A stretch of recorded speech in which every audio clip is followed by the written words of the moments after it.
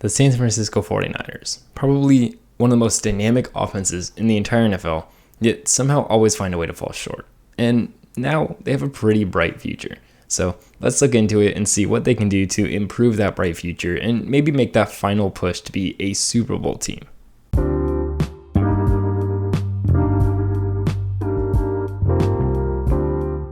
What's up, guys? I'm Tyler Coker, and I'm your host for today's episode of Today with Tyler. I hope you enjoy.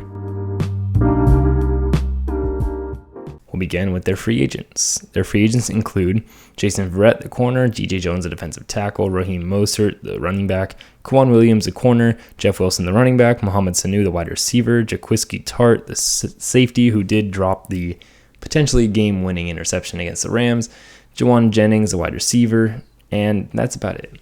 So they did bring in some guys to replace the free agents that are leaving, and it'll be interesting to see how they manage with this new offense and defense. So let's look into this offense. They have no concerns at the QB position since Garropolo is a very efficient quarterback, and while I'm sure some of you have heard Daniel Tanoka, one of my friends, complain about him a lot, he is decent. And then they have Trey Lance to back him up, learn from him, and then eventually take his spot and be significantly better. It certainly helps that they have a great receiving core and a great offense. Deebo Samuel turned out to be an absolute monster, as we all know. And Brandon Ayuk is pretty versatile too, and Jawan Jennings turned it off in the playoffs and was an extra concern next to Deebo. George Kittle is potentially the best tight end in the league. To me, he absolutely is a receiving threat, but can also block. And that's not a bonus very few teams can boast. The running backs are pretty solid as well, and Elijah Mitchell, the rookie, did phenomenal this year. They have a lot of different skill sets with Trey Sermon and people like Jeff Wilson, and it's really fun to watch this all fall apart. And then, of course, you can't forget Kyle Juszczyk, since he is a key pillar of this offense and run blocking. So the running attack for Kyle Shanahan is horrifying, and much of that's due to his genius as a coach, but a lot of credit is also due to this O-line. Left tackle Trent Williams is the best tackle in the entire NFL, and it was combined by great play from Mike McGlinchey's replacement, Tom Compton, who also had a stellar year.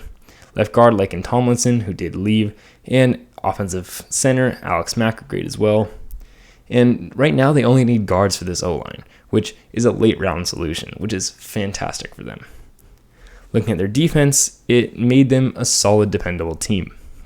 Their box is one of the better ones in the entire league, with Eric Armstead and Nick Bosa already being great edge rushers, and DJ Jones is a really good interior lineman. They could use one more D-line piece to really be elite since Solomon Thomas is gone now, but they're not in dire need. The linebacker core helps cover the slack since Fred Warren is a phenomenal middle linebacker, and Dre Greenlaw was pretty okay as well. They could use another outside linebacker since Azeez Al-Shaair isn't phenomenal, and he hasn't quite developed as San Francisco wished. Their secondary is even better. CJ Mosley had himself a great year at CB1, and Jimmy Ward was great at free safety. They certainly need some counterparts since corners Ambry Thomas and Josh Norman weren't enough for a cornerback too, but they did pick up a corner in Charvarius Ward, which is a pretty good pickup from the Chiefs, and we'll see how he fits. And then, of course, safety Jaquiski Tart isn't phenomenal, and I'm sure they can improve on him in the draft. So looking at their positional needs, I have them listed as corner, guard, which guard is probably the most important one since they now have two missing guards, strong safety, linebacker, and defensive tackle. Not huge. Looking at a potential draft for them, they do have a second-round pick and 2 third-round picks. In the second, I have them taken Kyler Gordon, the Washington corner, and in the third, I have them taking Brandon Smith, the Penn State linebacker, and Kirby Joseph, the Illinois safety, who, in my opinion, has a lot of potential. So a very good team that continues to have a chance to get even better since they're young, talented, and extremely versatile. Thank you for listening to the San Francisco 49ers.